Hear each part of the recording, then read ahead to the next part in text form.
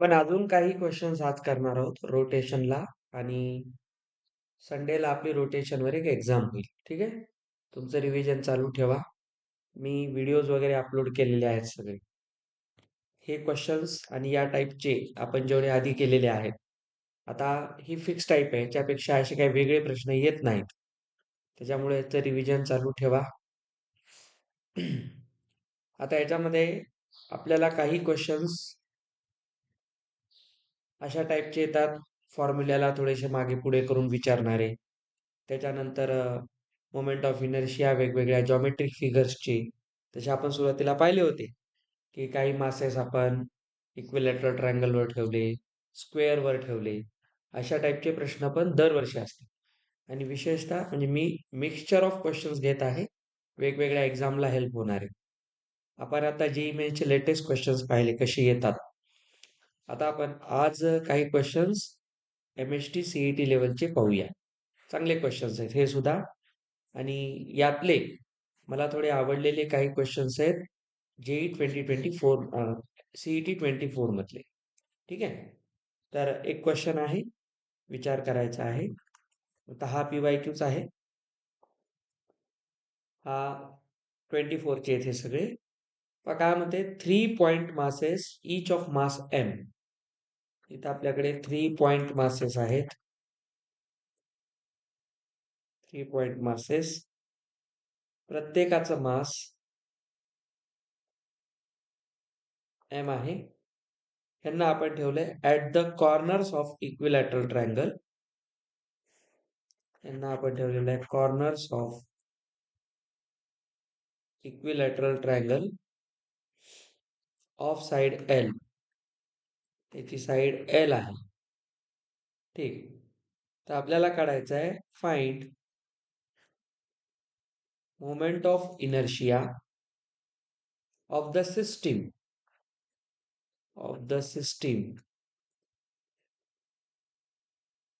about an axis passing through one of the vertices. आता main condition आहे की जो ऍक्सिस आहे, axis passes through one of the vertices. एका vertex मधून ऍक्सिस जातो इक्विलॅटरल ट्रायंगलच्या अँड पॅरलल टू, आणि तो ऍक्सिस पॅरलल आहे टू द साइड जॉइनिंग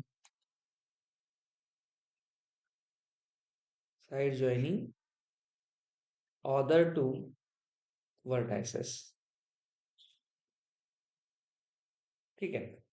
आता बघा, इक्विलॅटरल ट्रायंगलचा जर आपल्याला सिस्टीमचा काढायचा असेल तर कोणा एकाचाच काढा, कारण सिमेट्रिक आहे, इक्विलॅटरल ट्रायंगल आहे, सर्व अँगल सर्व साइड इक्वल असतात. आता या क्वेश्चनचे ऑप्शन्स आहेत. तुम्हालाही एक गोष्ट स्वतः विचार करता आली पाहिजे. आपण असा केला होता की ऍक्सिस इथून पास होतो तर क्वेश्चन कसा सॉल्व्ह होईल. ऑप्शन्स आहेत 3 ml²/4, 3 ml²/2, ml²/2, ml²/4.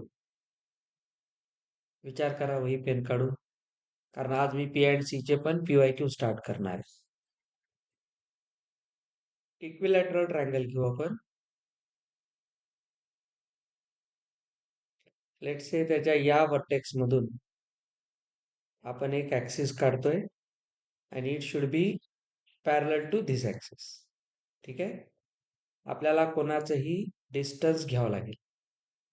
सिस्टीमचा काढायचं तर हे एक मास आणि हा एक मास, कारण तिन्ही मास M आपण ठेवलेले. या मासच्या मधूनच ऍक्सिस जातोय तर इथला मोमेंट ऑफ इनर्शिया 0 राहील. म्हणजे आता जे मासेस आहेत ते 2 आहेत. तर आपल्याला ml² घ्यायचे, हे की नाही. ml² असते. मोमेंट ऑफ इनर्शिया जो आहे तो 2ml² होईल. आता इथे एल नाही, ह्याचं डिस्टन्स, परपेंडिक्युलर डिस्टन्स, हे डिस्टन्स कोण आहे, h आहे, हाईट. तर बघा, या वर्टेक्स पासून ही हाईट आणि इथला प्रत्येकाचा अँगल किती आहे, 60. ही साइड लेंथ L, तर मोमेंट ऑफ इनर्शिया काय असेल? 2 मासेस आहेत, 2m परपेंडिक्युलर डिस्टन्सचा स्क्वेअर, h स्क्वेअर. आता h ला काढायचे तर h काय असेल? सिंपल क्वेश्चन आहे. h काय असेल? L चा इकडे येणारा कॉम्पोनंट, L चा हा कॉम्पोनंट कोण आहे? L sin 60. कारण L चा खाली पडणारा कोण आहे? कॉस. समोर जाणारा साइन. तर L sin 60. sin 60 असतो √3/2. झालं? तर h ची व्हॅल्यू आली. तर मोमेंट ऑफ इनर्शिया काय होईल? 2m h स्क्वेअर म्हणजे L स्क्वेअर, इथे √3 चा स्क्वेअर आणि इथे 4. It will be 3/2. So answer will be 3 ml square by 2. दोन्ही मासेसचा विचार करा, एकाचा नाही. आणि परपेंडिक्युलर डिस्टन्स पाहतात, ते कोण आहे? हाईट आहे. आणि एका ऍक्सिसच्या मधून पॉईंट झाला त्याला वर्टेक्स मानले, तर तिथून जाणाऱ्याचं तर मोमेंट ऑफ इनर्शिया 0 राहील. म्हणून आपण 3चा न घेता 2चा आहे. आपण काय केला? एकाच. तुमचा आन्सर ml² by 2 का आलं? कारण तुम्ही त्या फक्त एकाच मासचा विचार केला. आणि आपल्याला क्वेश्चन मध्ये स्पष्ट विचारले ऑफ द सिस्टीम, तर तुम्हाला सगळ्याच मासेसचा विचार करावा लागेल. ते छोटे छोटे वर्ड्स असतात, ते लक्षात ठेवून काम करायचं. समजलं? बेसिक कॉन्सेप्ट आहेत. आता ह्याच्यापेक्षा सोपे प्रश्न तर येत नसतात कोणत्या एक्झाम मध्ये. एवढं तर यायलाच पाहिजे, आपण एवढे दिवस शिकलो तर. पण कॉन्सेप्च्युअली स्ट्रॉंग राहा. आता पुढे एक फॉर्म्युल्याचाच क्वेश्चन आहे, पण त्याला थोडंसं फिरून विचारलेलं आहे. पुढचा क्वेश्चन CET 24चाच आहे. आपल्याला विचारले पॉवर P, आपण पॉवर बोललेलो आहोत, supplied to a rotating body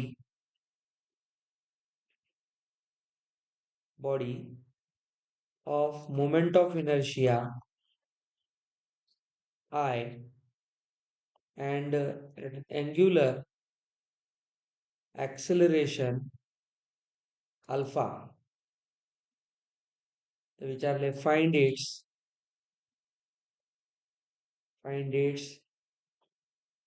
angular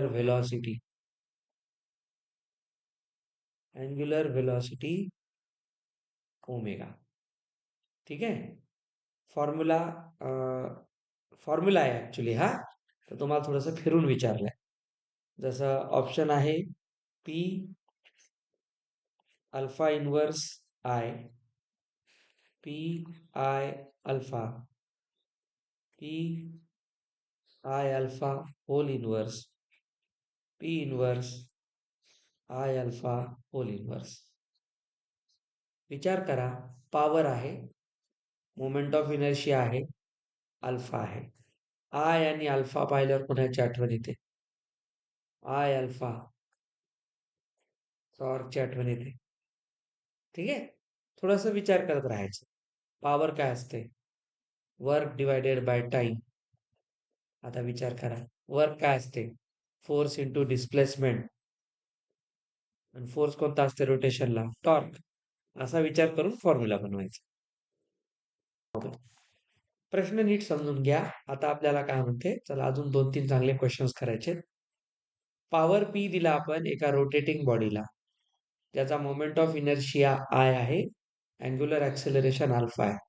तर त्याची अँग्युलर व्हेलॉसिटी ओमेगा या फॉर्म मध्ये लिहायची. तर पहिल्यांदा तर समजून घ्या, power is equal to work by time. ठीक आहे. आता वर्कला काय लिहितो आपण? Force into displacement by time. याला असं लिहा, force into displacement by time. Force rotating बॉडीचा असतो torque, displacement by time, position time derivative असते ओमेगा, अँग्युलर व्हेलॉसिटी. ठीक आहे. तर याच्यावरून आपल्याला काय सापडलं? Power is टाव into omega. हे पॉवरचा फॉर्म्युला झाला. आणि टाव काय असतो? आय आणि अल्फाच्या फॉर्म मध्ये. याला 1 म्हणा. Also टाव is I alpha. तर ही व्हॅल्यू उचलून इथे ठेवली तर पॉवर येतो आय अल्फा ओमेगा. आणि आपल्याला विचारले omega. Omega is P upon I alpha. पूर्ण आय अल्फा वर घेऊन जा. तर पी आय अल्फाचा खाली पॉवर 1 आहे, वर जाऊन -1 होईल. Option C. आलं होतं. मी म्हणलं ना, त्याच फॉर्म्युल्यांना फिरून विचारतात. फार आपल्याला एक्स्ट्राऑर्डिनरी तयारी करायची नाही. आणि तुम्ही या चॅप्टरला म्हणजे सगळेजण घाबरतात म्हणून मी हा चॅप्टर खूप डीप मध्ये शिकवलाय तुम्हाला. आपण सगळ्या गोष्टी समजून घेतल्या त्याच्यात. आणि बघा आता प्रश्न तर किती झाले त्याचे. सगळ्या कॉन्सेप्टला टच करून आलोय आपण. फॉर्म्युल्यालाच बऱ्याच पेपर्समध्ये वेगळं विचारतात. आता सेम क्वेश्चन जेई मीन्स काय करतो, मॅच द लिस्ट मध्ये विचार. तर तुम्हाला 4 कॉन्सेप्ट 4 फॉर्म्युले पेअरिंग करायला लावतो आणि त्याच्यामध्ये चारही ह्याच्यासारखं मागे पुढे उलटून. आता बघा ह्याच्यात आपण केलं काहीच नाही. बेसिक डेफिनेशन आहे पॉवरची. फक्त वर्कला फोर्स इंटू डिस्प्लेसमेंट लिहायचे. फोर्सला टॉर्क करायचे कारण रोटेटिंग बॉडी आहे. डिस्प्लेसमेंट बाय टाइमला ओमेगा केलं. तर त्यांनी क्वेश्चन बनवताना किती डोकं लावलं. आणि पुन्हा त्याच्यातही त्यांनी मुद्दाम हे पॉवर वर करून मायनस मध्ये दिलं. म्हणजे लेकरांनी फार असा फॉर्म्युला कुठं होता हे जे डोक्यात येते खूप जणांचे. असा फॉर्म्युला नाही, फॉर्म्युला तोच आहे. फक्त त्याला प्रेझेंट करण्याची टेक्निक वेगळी आहे. मुद्दाम मी असे क्वेश्चन्स घेत आहे की मला हे रेशिओ पॉवर पुन्हा आता बऱ्याच वेळा तुम्हाला डेन्सिटीचे क्वेश्चन्स येतात. सिग्मावाले आपण पाहिले की नाही, मास डेन्सिटी, मास पर युनिट एरिया. त्याच्यावर एक छान क्वेश्चन आहे, आता तुम्ही बघा तो पण चांगला क्वेश्चन आहे. आता हा क्वेश्चन जेई मेन्स विचारू शकते. जे ती लेवल आहे याची मॉडरेट लेवल आहे. बघा इथं काय म्हणते, 2 लूप तयार केले. लूप्स, लूपचा अर्थ रिंग. रिंग आठवते, नॉर्मल रिंगचा मोमेंट ऑफ इनर्शिया mr². हे लक्षात ठेवा. 2 लूप बनवले पी अँड क्यू विथ त्यांच्या ज्या रेडियस आहेत R1 आणि R2. हे लूप बनवले ऑफ युनिफॉर्म मेटल. युनिफॉर्म मेटलचा अर्थ काय असणार बेटा, मास डेन्सिटी इक्वल. ठीक आहे. कारण मास बद्दल जेव्हा काही देत नाहीत तेव्हा आपण डायरेक्ट इक्वल मास म्हणू शकत नाही. जसं आपण काल परवाच्या क्वेश्चन मध्ये मासला m/4 करून घेतलं होतं. तर नेहमी मास सेम असेल असं काही नाही. तर युनिफॉर्म मेटल पासून बनवले त्याचा अर्थ दोन्ही सेम मेटल पासून बनवलेत. तर दोन्ही सेम आहेत तर दोघांचा मास डेन्सिटी सेम असणार. मास सेम असेल म्हणत नाही, डेन्सिटी सेम असणार. ओके. हा, uniform metal of same material. म्हणजे जर कॉपरचे वायर असतील, लूप्स असतील तर कॉपरचेच असणार दोन्ही सुद्धा. बघा, if I P and I Q be their moment of inertias. दोघांचे इनर्शिया असतील मोमेंट आय पी आणि आय क्यू. फाइंड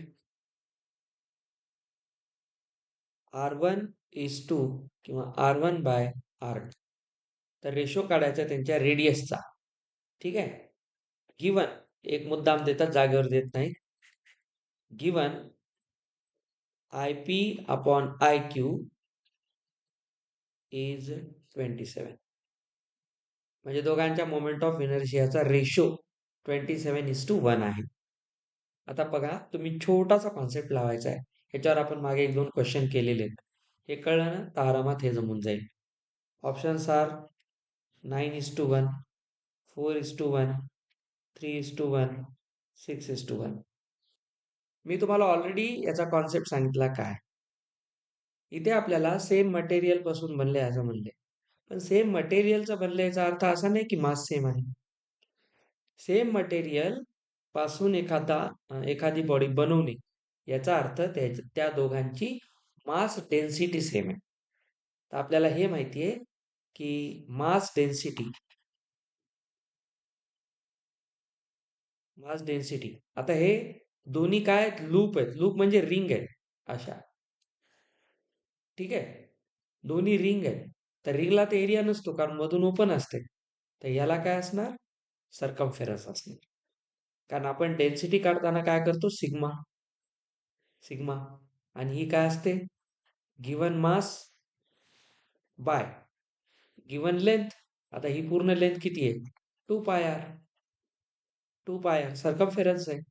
तर याच्यावरून तुम्ही कॅपिटल मासला काय लिहू शकता? Sigma 2πr.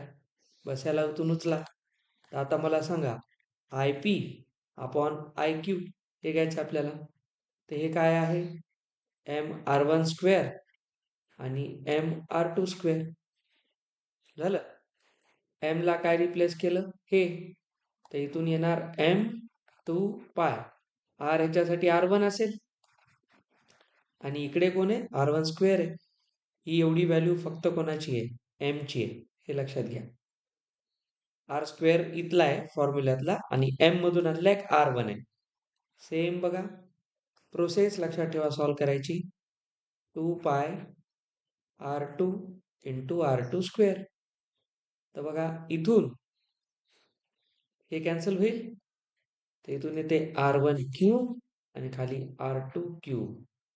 तर आपल्याला विचारलेला आहे this is equal to this. हा रेशो किती आहे? 27. म्हणजे 27:1 आहे हा. हा कशाचा तरी क्यूब आहे. तर क्यूब रूट घ्या. याचा 3 याचा 1. सो रेडियसचा रेशो असेल 3:1. ठीक आहे. हे नॉर्मल क्वेश्चन्स आहेत बेटा. हे एवढे तर आलेच पाहिजे. म्हणजे तुम्हाला छोटे छोटे क्वेश्चन करता आले तर मोठे मोठे करता येतात. चलो नेक्स्ट.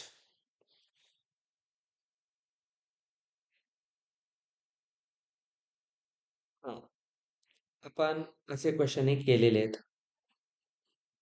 बघा इथं दिलेले 2 स्पिअर्स ऑफ, 2 स्पिअर आहेत ऑफ इक्वल मासेस.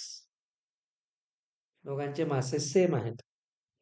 आता मासेस सेम आहेत तर डेन्सिटी वगैरे पाहायची काही गरज नाही. लक्षात घ्या, मी मागेही बोललो मास बद्दल काहीच कमेंट नसेल, फक्त म्हणतील युनिफॉर्म आहे, सेम मटेरियलने बनलं, तर तिथे डेन्सिटी घ्यायची. अदरवाईज डेन्सिटीचा काही संबंध नाही. इक्वल मास आहे म्हणजे विषय संपला. त्याची डेन्सिटी काही पाहायची गरज नाही. 2 स्पियर आहेत ऑफ इक्वल मासेस. ठीक आहे. त्यातला जो 1 आहे, 1 is spherical shell and other is solid sphere. ठीक आहे. have same moment of inertia. दोघांचाही मोमेंट ऑफ इनर्शिया सेम आहे. About diameters. बघा, find ratio of their radii. दोघांच्या रेडियसचा रेशो काय असेल? ऑप्शन्स √3:√7, 3:5, 5:7, √3:√5. काही अवघड नाही. तुम्हाला म्हटलेलं आहे स्पेरिकल शेल चा जो काही एमओआय आहे तो एमओआय ऑफ सॉलिड स्पियर आहे. आपल्याला माहिती आहे हा असतो 2/3 mr1 स्क्वेअर आणि सॉलिडचा 2/5. दोन्ही इक्वल दिलेलेच आहेत आपल्याला, मी मनाने नाही ठेवले. बरं, मास सेम आहे. ठीक. दोघांचे मास सेम आहेत तर कॅन्सल होतील. आता राहिलं काय? r1 square upon r2 square. तर r1 सोबत हा यायला पाहिजे, तर हा खाली जाईल ना.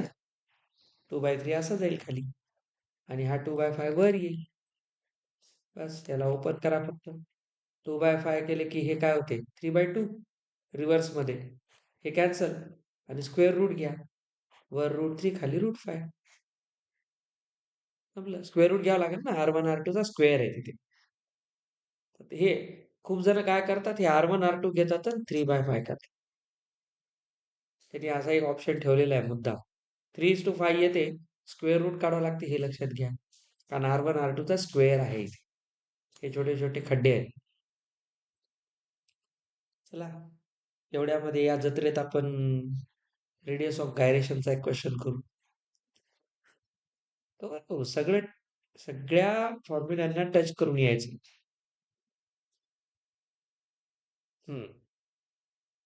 Next question. Radius of gyration काढायचे. फॉर्म्युला आठवते? K is equal to √I/m. कोणाला पाहिजे डोक्यात? K ने दाखवत होतो आपण. कोणाचे घ्या ना, I is equal to mk². तर k² काय होते? I/m. तर k काय झाला? √I/m. तर पाठ करायची पण गरज नाही, कॉन्सेप्ट माहित असेल तर. चला, हा म्हणतो रेडियस ऑफ गायरेशन काढा. कोणाचं? Of a circular disc. काल परवा पाहिले. Circular disc of radius capital R and mass m, rotating about diameter as axis. Diameter axis आहे. आता त्याच्या नॅचरल ऍक्सिस मधून गेला तर मी तुम्हाला शिकवलं होतं डिस्क डी. डी फॉर दो म्हणजे दोन तुकडे. mr²/2. mr²/2 केव्हा असायचं? डिस्कच्या सेंटर ऑफ मास मधून फिरला तर mr²/2. पण इथे हा काय म्हणतो की याला डायमीटरलाच काय करायचंय? ऍक्सिस मानायचंय. हा जर ऍक्सिस आहे तर हा असा फिरणार आहे. म्हणजे याचं डिस्टन्स वाढलं म्हणजे मोमेंट ऑफ इनर्शिया कमी झाला. आणि मोमेंट ऑफ इनर्शिया कमी झाला तर mr²/2 पेक्षा त्याचा जो फ्रॅक्शनचा जो डिनॉमिनेटर आहे तो मोठा नंबर असायला पाहिजे.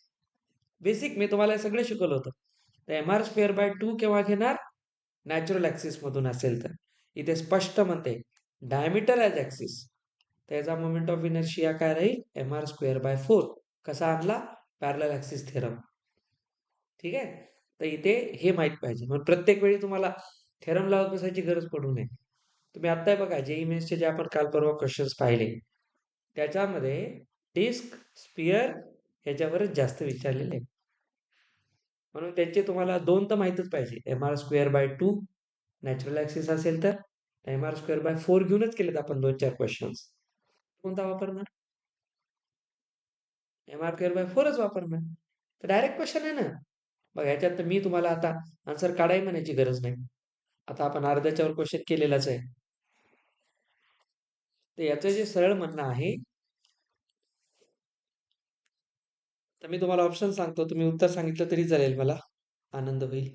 त्याची रेडियस सांगायची, गायरेशन रेडियस सांगायची, म्हणजे के ची व्हॅल्यू सांगायची. ठीक.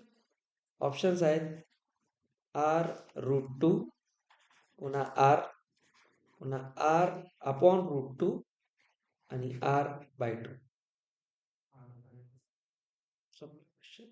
ना, कॉन्सेप्ट माहित असला ना काहीला तर नुसतं टिक करून यायचं काम आहे. तर आपल्याला हे माहिती आहे की डिस्क आहे. डिस्कचा moment of inertia I about diameter लिहितो आपण mr²/4 आणि के ची व्हॅल्यू असते √I/m. तर रूट घ्या, आय ची व्हॅल्यू घ्या आणि इंटू 1/m करा. mm cancel. तर √r²/4 झाला. तर दोघांचा स्क्वेअर रूट घ्या r/2. खटाखट क्वेश्चन जमतात असे. आणि सीईटीचे लेटेस्ट क्वेश्चन्स आहेत.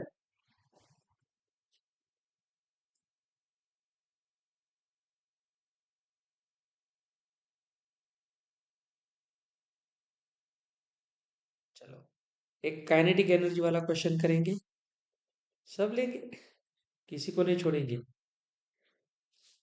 आठवते आपण एक टोटल कन्झर्वेशन वर काढलं होतं. काय काय होते kinetic energy?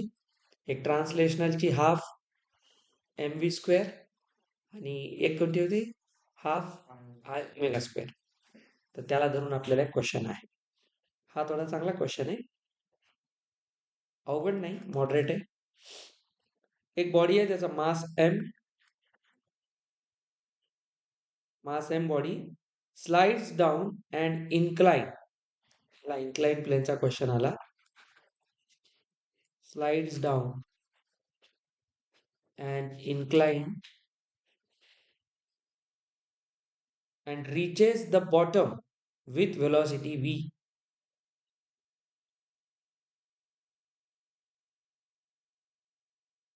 Reaches bottom with velocity v if the same mass were in the form of a disk. ठीक आहे, म्हणजे तुमच्या लक्षात आलं याला काय म्हणायचंय? हा आपला इन्क्लाइन प्लेन, एक मास यम असलेला कुठलाही एक ऑब्जेक्ट आहे, तो असा स्लाइड होऊन इथे बॉटमला येतो. ठीक आहे, इथून इथे येण्याची वेलोसिटी v आहे. जर आपण काय केलं, इफ द सेम मास, हेच मास वेअर इन द फॉर्म, याला जर आपण काय केलं, एका डिस्कच्या फॉर्म मध्ये घेतलं, ठीक आहे, आणि रोल डाऊन केलं, देन डिस्क रोल ही जर खाली आली तर खाली येण्याची वेलॉसिटी काय असेल? ठीक आहे, तर जनरली मास यम जेव्हा खाली येतो तो v वेलॉसिटीने येतो. त्या मासला रिप्लेस केलं डिस्कने, तर डिस्क रोल डाऊन खाली होईल, ती खाली कोणत्या स्पीडने येईल. ठीक आहे, आपल्याला इथे काय करावं लागेल, मी तुम्हाला याच्यावर एक डिटेल कॉन्सेप्ट शिकवला होता, conservation of energy. Conservation energy कसा लावणार? आठवा, इथून इथपर्यंत हाईट होती h. तुम्ही पाहिले प्रत्येक पॉइंटला हाईट चेंज होते, प्रत्येक पॉइंटला हाईट चेंज होते म्हणजेच पोटेन्शियल एनर्जी चेंज होते. पण आपल्याला माहिती आहे, इथे असलेली टोटल एनर्जी आणि इथली टोटल मेकॅनिकल एनर्जी कन्झर्व राहते. तर इथली दोघांची टोटल कायनेटिक एनर्जी याच्या टोटल पोटेन्शियल एनर्जीला नेहमी सेम राहणार. आणि टोटल पोटेन्शियल एनर्जी आपण नेहमी लिहित होतो mgh. 9th स्टँडर्डचा कॉन्सेप्ट बोललो होतो मी तुम्हाला. तर इथली एनर्जी असेल mgh, ही कमी कमी कमी होत जाईल ना. तर तुम्हाला फक्त काय करायचंय, कन्वर्ट करायचंय, म्हणजे इक्वेट करायचं टोटल कायनेटिक एनर्जीला टोटल पोटेन्शियल एनर्जी सोबत. तर ke is equal to PE करून हा क्वेश्चन सॉल्व्ह होतो. ऑप्शन्स आहेत, तर त्याची वेलॉसिटी काय असेल? मूळ व्हीच्या √3/2, मूळ व्हीच्या √2/3, ओरिजिनल व्हीच्या √3/4, ओरिजिनल व्हीच्या √1/3. आधी आपण केस 1 घेऊ, जिथे स्लाइड डाऊन म्हणते. ऑब्जेक्ट कोणताही आहे, स्लाइड डाऊन असेल तर त्याला जी एनर्जी असेल ती फक्त कोणती असेल? ट्रान्सलेशनल. आणि स्लाइड करते म्हणजे ट्रान्सलेशनल कायनेटिक एनर्जी असेल. आता ती टोटल एनर्जी या mgh ला इक्वल असेल, कारण हीच एनर्जी इकडे कन्वर्ट होत आहे ना. जेव्हा ऑब्जेक्ट टॉपला होता तेव्हा त्याच्याकडे कोणती एनर्जी होती? Potential mgh. जेव्हा तो बॉटमला आला तेव्हा तीच पूर्ण पोटेन्शियल एनर्जी कन्वर्ट कशात झाली? कायनेटिक मध्ये. तर या केसमध्ये आपण काय म्हणू शकतो की जो हाफ याचं जे काही मास आहे, पण पहिली वेलॉसिटी v होती, half mv² is equal to mgh. हे पहिले इक्वेशन, हे स्लाइड करणारे इक्वेशन आहे. केस 2 काय केलं मग आम्ही केलं रोल डाऊन. कोणाला केलं? डिस्कला. तर डिस्क जेव्हा रोल करत येते तेव्हा बघा सेंटर ऑफ मास ट्रान्सलेशनल करतो आणि पूर्ण बॉडी रोटेशनल मोशन करते. म्हणजे टोटल एनर्जी काय आहे? हाफ m v' म्हणा, नवीन वेलॉसिटी काढायची आपल्याला. Half mv² translational plus half i omega rotational, ही इक्वल कोणाला असेल? mgh लाच, कारण तीच एनर्जी इकडे कन्वर्ट होत आहे. This is your second case. आता तुम्हाला या फॉर्म्युल्याचे एक प्रूफ शिकवलं होतं, आठवा. मी ओमेगाला V square by R square लिहित होतो. V is equal to R omega. Omega is V by R. तो ओमेगा स्क्वेअर होईल V square by R square. हे पटकन डोक्यात आलंच पाहिजे. आता बघा, half M V dash square हा हाफ सर आय आहे. डिस्कचा आय, ऍक्सिस बद्दल काहीच बोलत नाही, तर एम आर स्क्वेअर बाय 2 घ्या. ये सब आना ही चाहिए. तर इथे लिहाल M R square by 2 I ची व्हॅल्यू आणि ओमेगा स्क्वेअरला V dash square by R square लिहा. बघा MGH.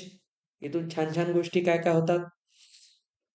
एक गोष्ट अशी होते, आर स्क्वेअर कॅन्सल होतो आणि इथून मधलं half M V dash square इथून आलेला प्लस इथे 1/4 झाला आणि इथे पण एम व्ही डॅश स्क्वेअरच राहिला आणि इथून झाला MGH.